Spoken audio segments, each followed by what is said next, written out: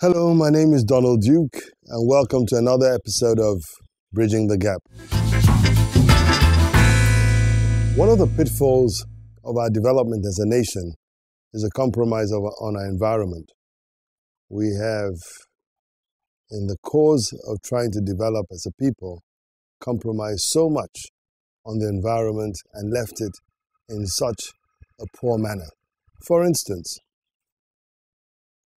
our urban development leaves our environment filthy and literally desecrated.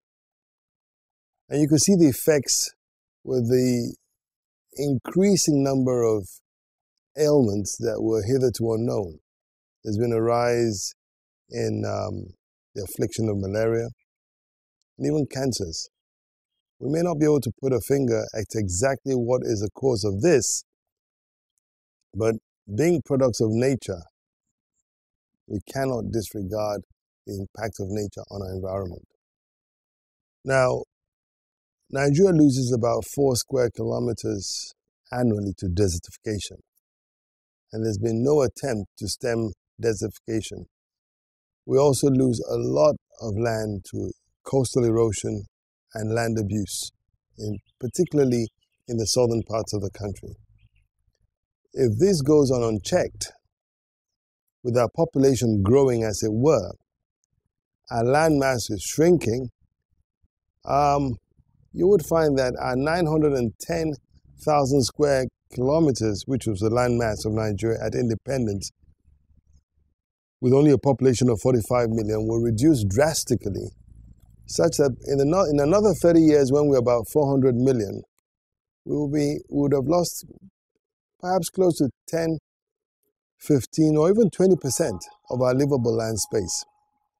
In other words, there'll be pressure, severe pressure for living, for farming, for the provision of infrastructure. And this makes our country unlivable. Now, another challenge we face is this. We are perhaps one of the largest, if not the largest, single-source pollutants in the world, and that's the flaring of natural gas.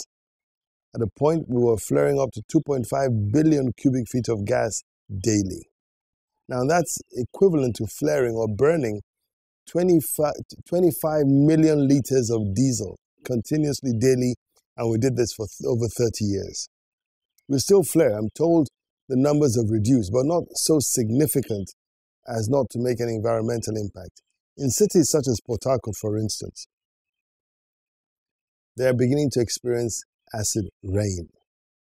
I was told last week by a friend, for instance, that in Port Harcourt, if you blow your nose, you get a dark coating on tissue paper. That is pollutants that we're inhaling constantly. And the effects sooner than later will start materializing because we're ingesting all this in our system. Yes, we talk about environment. Yes, we talk about having a Ministry of Environment and all that, but we're doing very, very little, as it were today, to stem the harm that is being caused to our environment. We're felling trees at a rate unknown. We're virtually losing all of our primary forests. With that, the ecosystem is disturbed. You lose your plants, you lose your animals. Quite a number of animals have gotten extinct today in Nigeria. Now, if this doesn't cause concern to us, then sooner we would also be on the path to extinction. There was a time we had in our natural parks, the Yankaris and the Cross River Natural Park, we had species like lions and all sorts, you name it. They're literally gone. We had gorillas, we had mandrills in the Cross River forests. They've all either been killed or have gone to more habitable lands, usually across the border. In the case of Cross River, mainly into the Cameroons. There was a time where drills could only be found in Nigeria, in Equatorial Guinea, Sao Tome, and parts of Cameroon around the world, living in the wild. Today, drills are only found in captivity in Nigeria, and of course, still living in the wild in parts of Cameroon, Sao Tome, and Equatorial Guinea. If we extrapolate from where we are today, in another 10 to 15 years, most of the animals that we hitherto knew as children, the monkeys, the chimpanzees, the baboons, they will all get extinct.